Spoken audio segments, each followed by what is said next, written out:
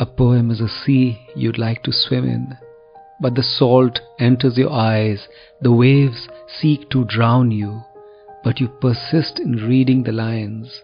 Slowly you come to the deep calm, and you know you can float on the poem now. This is Sunil Bhandari, and you are listening to Uncut Poetry. I'm so excited to tell you that I have started a newsletter called The Uncuts. It has my poetry and it has musings on life. Subscribe to it through the link in the show notes and never miss the beat of a good poem or a lovely thought. I never wanted parts of you which were easy. There are always some bits of light for both of us to take away, but you do want the entire buffet of effulgence. Is there ever hope for me that you will look beyond your towers to see my beauty which might last a while? You see the furrow on my forehead and think I despair and say, I'm yours, before you dispatch me to the edge of your universe. Now you sing loudly to an appreciative town, whilst I stand at the shore and slowly get to like the freezing wind. You will come looking for me at the high tide to ask me to come to your hideaway. The ticker tape was strenuous and you felt a cheat. Come, be far away with me, you say, where I can be naked for you and you can tend to the places I have splintered. But I close everything I'd opened to you so far. I wrap myself tighter where my wounds fester.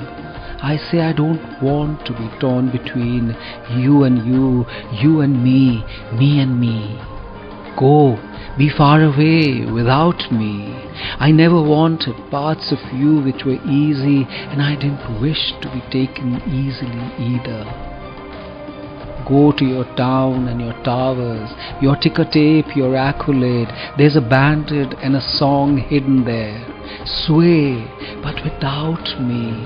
I have a wound now to cauterize, and this sea is just enough for me to swim in, drown, or survive.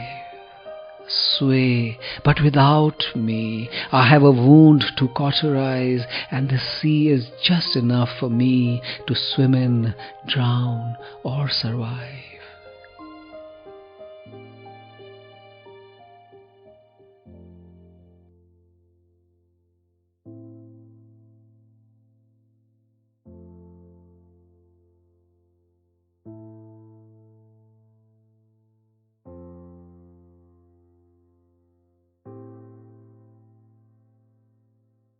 Time and again relationships slip into presuppositions and we start taking the ones who are closest to us for granted. We find our own needs overriding our sensitivity to the soul twitches and mood swingers of our loved ones' aching hearts. So much of what is good in us is drowned in the morass of the quotidian. We deflect, we ignore, we stop noticing, we stop holding, hugging, caring. All that matters is our anguish, our petulance, our paraphernalia. We are lost in our own contracted world. And the ones we ignore because of our self-obsession quietly suffer on the fringes.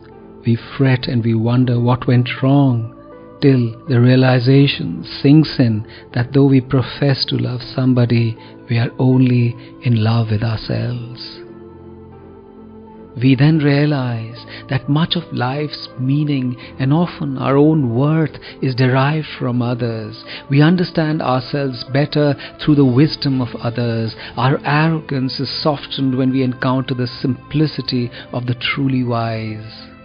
We are overwhelmed with light when we crack the hard exterior of our self-centeredness.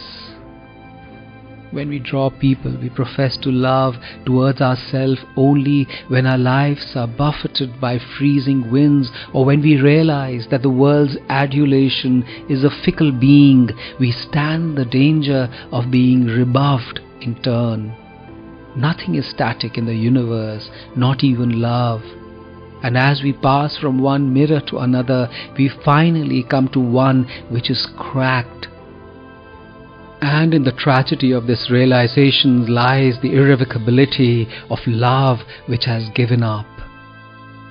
Churn always brings change, and the power of the anguished no more has reverberations which can shake our universe.